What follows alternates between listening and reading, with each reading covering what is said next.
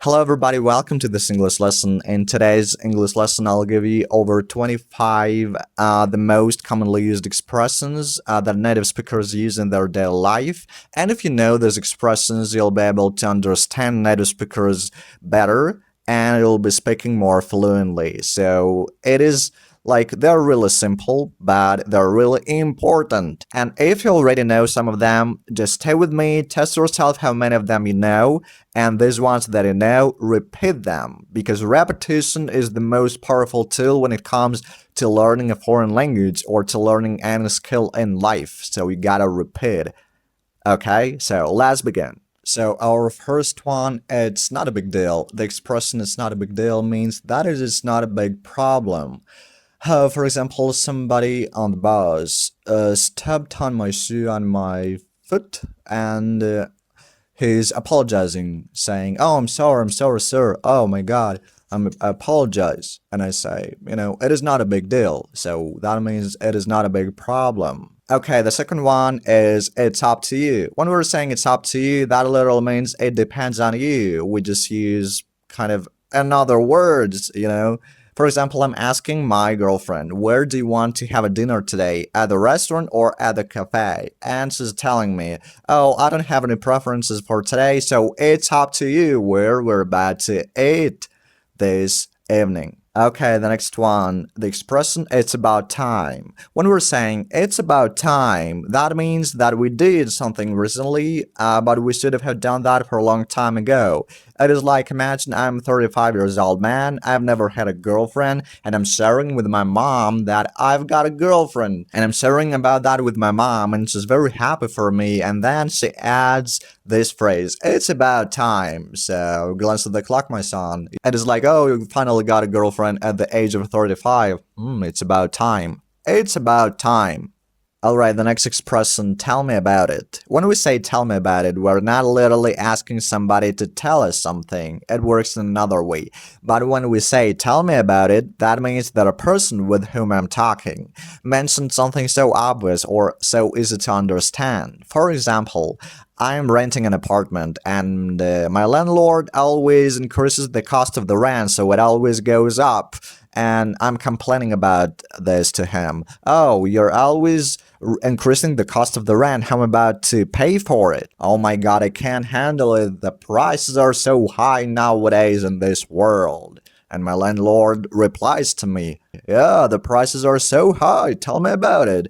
I increase the cost of the rent because inflation goes up. I just have no choice." It is like, "Yeah, tell me about it. You just mentioned something so obvious. Prices are really so high nowadays." The next expression is "that makes two of us." The expression "that makes two of us" means that, for example, I can relate to that situation, whatever it could be. For example, my friend is sharing with me about his habit. "Oh, I like reading books in the morning at 6 a.m. I like reading books at this time."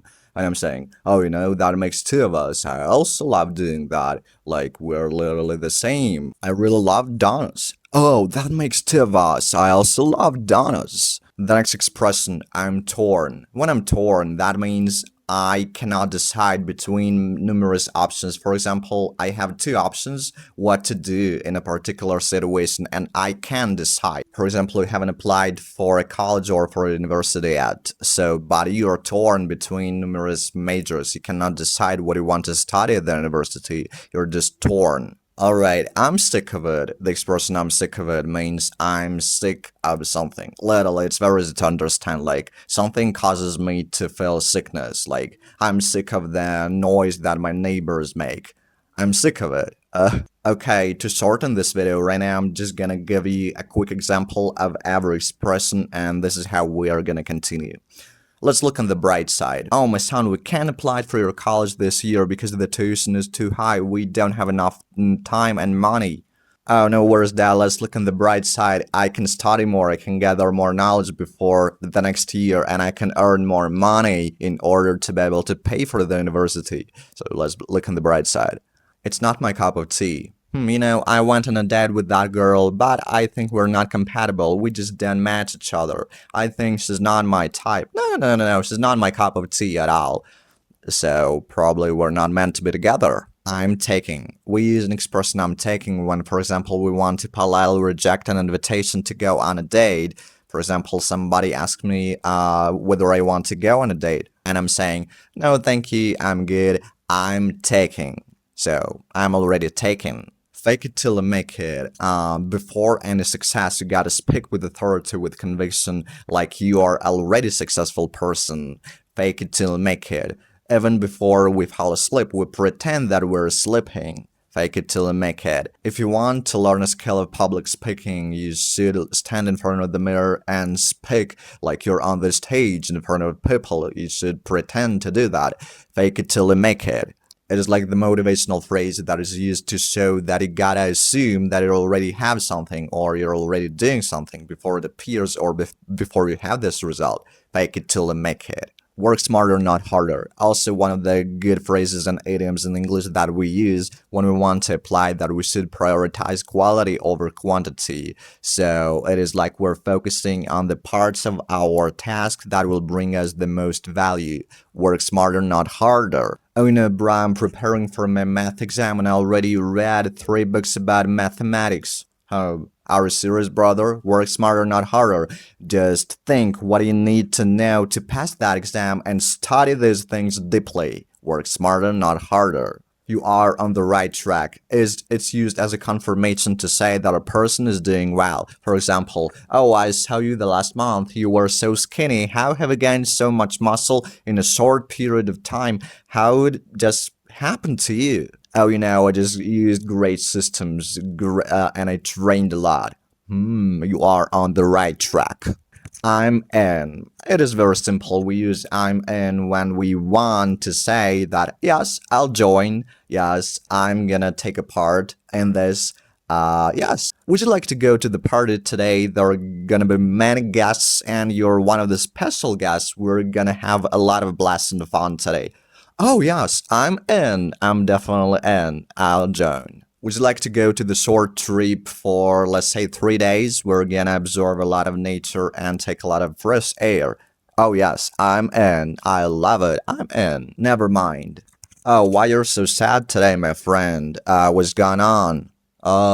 Never mind. It's a long story. You don't need to know it. So tell me this whole story and it was really long, but right now I don't understand some points. Can you elaborate it a little bit more so I understand it? Oh, never mind, never mind. I'll explain it all to you and if you don't understand, oh, I don't know how to explain it yet. Never mind. Easier said than done. We use that to say that something is easier to say rather than doing this thing in reality. For example, I'm saying to one of my friends, you know, you can earn more than $10,000 monthly, but you still stay in your low-paid job. What you're doing? And he replies to me, easier said than done. Try to do that yourself and then show me how to do that. Or it's easy to say how to get six-pack abs and how to train properly rather than actually going to the gym and train and then you're getting six-pack abs in reality. Better late than never.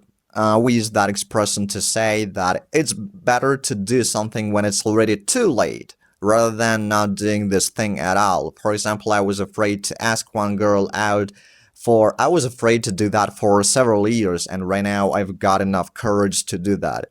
And better late than never.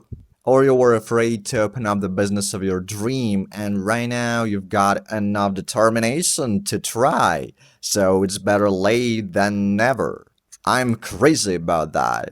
The idiom that means that I love something so much. I'm into something so much. For example, I'm crazy about Chinese food. I'm crazy about watching football. I'm crazy about boxing. I'm crazy about creating videos on YouTube. I'm crazy about that. I'm fond of you. This is the phrase that means, it's somewhere in between I love you and I appreciate you. So I'm fond of you. That means you're really precious to me. I treat you really good, really well. You're a very important person for me. When you're saying to somebody, I'm fond of you, I'm telling you, that is somewhere in between I love you and I appreciate you. So you literally say to the person, I really care about you and you're a very precious person to me. Follow your heart. This is an expression that means that you should listen to your heart. For example, my friend is asking me what he should choose to study at the university, let's say, economics or medicine. He doesn't really know. He's torn between these options. And I'm telling him, so you just should follow your heart and decide for yourself. Your choice should be genuine. Follow your heart, my friend. What goes around comes around. This is the expression that means what we do will return to us, or what we do will become our consequences, our outcomes. It is like a person is wondering why nobody wants to talk to him, why everybody looks down on him like he's nothing. But at the same time, this person is arrogant, rude, he literally humiliates others, and then he wonders why nobody wants to talk with me or be my friend. What goes around comes around. For example, eat junk food and you will become fat over time, or go to the gym, you will become fit over time. Live and learn. Oh, it is one of my favorite because I have the great equivalent of this expression in my mother tongue. Live and learn means, so for example, I was lying on the beach in the sun. It was extremely hot outside and my phone got extremely hot too. It was literally burning, and in order not to blow up, it got locked into, the dead mode, and you cannot use it. And you cannot use your phone until it cools off a little bit and becomes available again. But you should use it right now because, for example, you need to take a taxi, but you can't use your phone. In such situation, you're just reflecting on your thoughts and thinking, oh yeah, live and learn. I should have put my phone into my backpack to protect it, but I haven't done this. What a pity, what a bummer. Yeah, live and learn. I'm bit. I'm bad means I'm very tired. I'm out of energy. I'm exhausted. I'm drained. I cannot do anything because I'm so tired. I'm bad. Just like a replacement, a substitute for I'm tired. You can say I'm bad. This is a very cool construction in English that I've learned recently. Last but by no means the least. Last but by no means the least means like something is last, but is still very important, is still very good, not the least of the value or the importance. What qualities you should maintain to achieve success? And the last but by no means the least is the quality of waking up early. You got it? Through thick and thin, I'm talking to my friend. I'm a friend. We'll go together through any storm, through any adversity, through any situation, through thick and thin, always together. Take my hand. So yeah, I can use that in this context. We'll go together through any situation, through thick and thin. Hey guys, this is the end of this video. Thank you for watching. So I think it was really helpful to you to learn all these common English expressions, and in order to memorize them perfectly, I would highly recommend to you to rewatch this video several times and repeat it. This is how I did myself when I learned English. I watched something several times and I memorized that just perfectly. And so I'll see you in the next episode. Have a nice day and keep on learning. Bye bye.